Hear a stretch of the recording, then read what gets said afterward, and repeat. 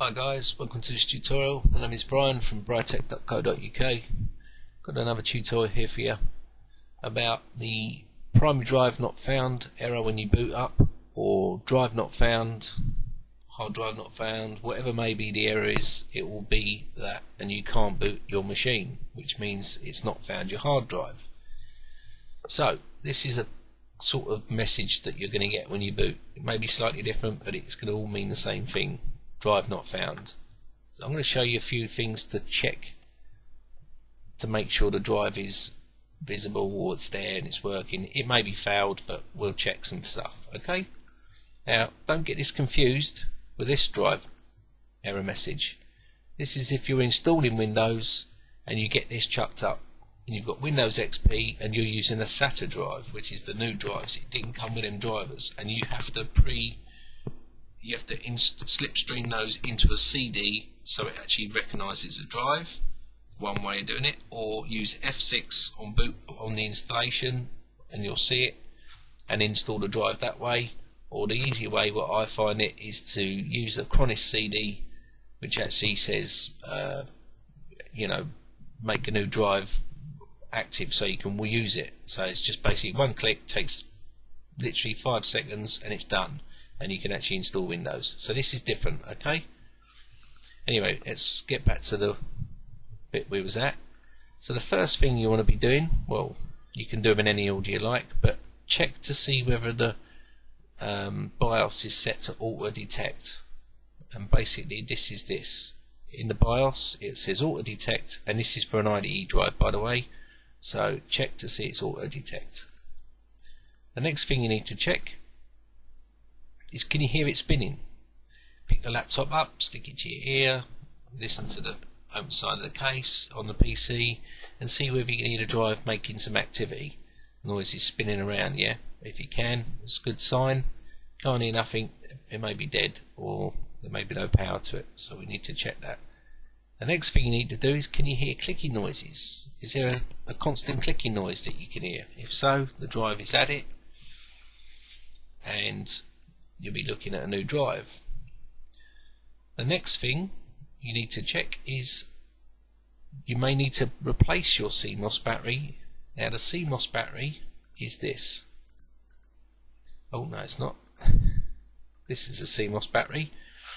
Your CMOS battery is this little silver battery that's inside the actual motherboard, and there's one in your laptop too, so you can replace that, but it's a bit more tricky to get to, some of them. So if it's a PC, you can replace it pretty straightforward. You can get these in Maplins and whatnot, but if it's a laptop, it may be a bit more trickier to get to.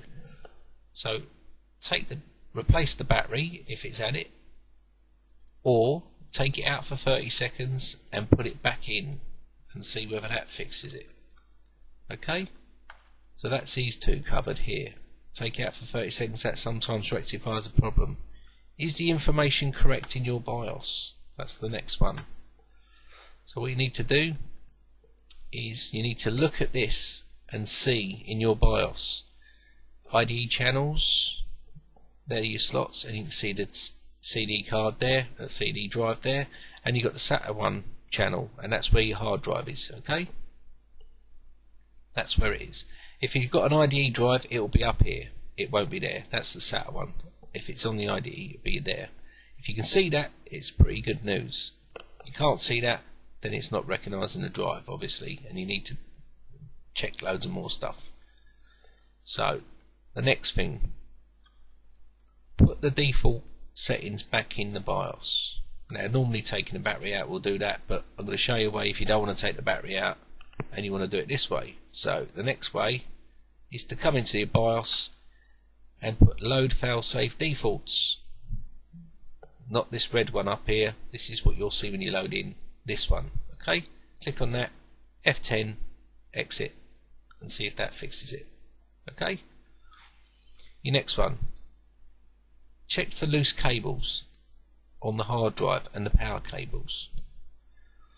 So what I mean by that is this power cable here. This is a SATA power cable. Make sure that's plugged in nice and tight. This is where the SATA cable will go in. Make sure that's plugged in nice and tight. Okay, if you're using this on an IDE, or some of the SATA drives still use these, the 4-pin Molex, make sure that's plugged right in. Okay? Next thing, make sure you're getting power to your hard drive, and swap out over the power cable. Same thing, really. Make sure this, take it out and use another power cable to put it in, because this power cable may be dead. The other ones may be working, but this may be failing or failed. You can test it with a multimeter, but it's easy enough just to swap it around. Okay? So make sure you're getting power to it. That's another thing to test. Also on this. Right? Next thing,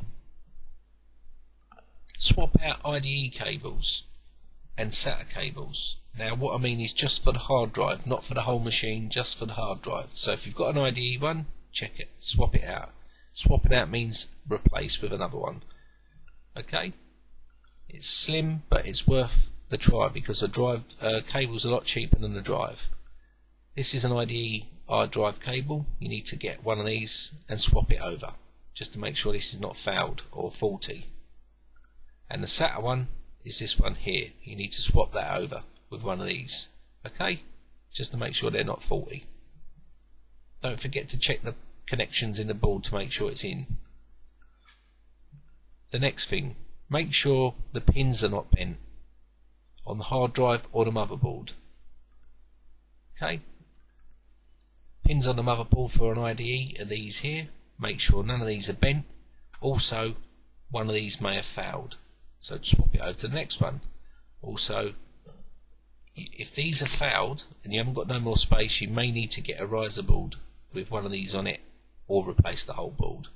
But it may be this is fouled, but you need to make sure the drive is not done first. So check these. These very rarely foul, but I've seen the odd one go. So just do check. Okay, I'll show you the riser board a little bit later. On the back of the pins on the IDE, these are the pins. Make sure none of these are bent, or none of these. Make sure it's all working nice and nice. Yeah, this is for the IDE. This won't be for the SATA because it hasn't got pins. Okay. Next thing, this is the riser board. Now this might not be the riser board that you need, but it's just a picture of a riser board. A riser board goes into your PCI slot, and it will have 2 extra bits here. Now you can get them with loads of little bits and pieces on. They're really handy, and you can get them with extra USB slots on and extra SATA drive slots and all sorts of stuff, but that's what you're looking at if you need to get one. Okay? Just make sure I've covered everything for you. Also, you need to make sure the drive hasn't got any viruses on it, so that if you can get the drive out and scan it, make sure it's free of viruses, make sure it hasn't damaged the boot sector, partition table may be damaged. You need to check all that. And next thing you need to do is, if it is got viruses on, take it out. Or if you can't take it out, you need to use a pre-installed environment like Windows or Linux onto a USB to scan it that way. Yeah. If you look at some, I'll be making a tutorial on that. So once the drive has been cleaned, you need to put the CD in, Windows XP CD, boot to the CD so it can actually load up. Get to the blue screen where it says push R to get to recovery console, accept that, then type check disk or chkdsk /p /r. That will run a load of repairs. If you start seeing it going in, doing it, and it gets all the way through, that's a good sign. Also type fix boot after you've done that, push enter. It will say do you want to do it, yes or no, say Y for yes, then go fix MBR and then push enter. Reboot the machine, see if it loads. If it loads, happy days, you're fixed. If it doesn't, it's possible the drive is bad. If the drive is bad, you'll need to replace the drive after all that. Now you could test the drive with testing software or whatnot in Ultimate Boot CDs and all that sort of stuff. If you want to, you may want to do that first before you do all this, but these are just options for you. Okay? Anyway, I hope this has been helpful for you.